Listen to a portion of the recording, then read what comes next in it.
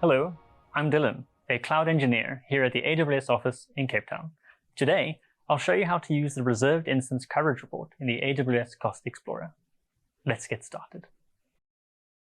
First, log in to the AWS Management Console and navigate to the Billing and Cost Management Console. Scroll the navigation pane on the left until you see the Reservations section. Click on the Coverage Report option.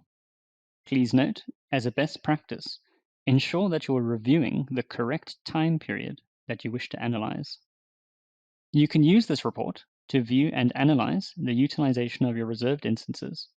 You can view the reserved instances utilization data in hours or normalized units using this drop-down list.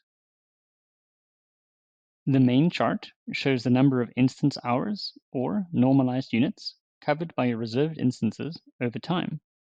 This information can help you track your required instance usage against the coverage provided by your reserved instances. Under the chart, you can see a table that shows the individual reserved instances along with their coverage details. The coverage percentage column shows what percentage of your usage is covered by each reserved instance. You can select one or more reserved instances in this table to see their combined coverage in the chart. A useful feature of this chart is that you can set a target coverage percentage for your reserved instances with this input field. After you set this value, the chart shows a dotted line that indicates your target, and you can now identify workloads that need more reserved instance coverage. It's a best practice to review this report regularly as part of your cloud cost management strategy.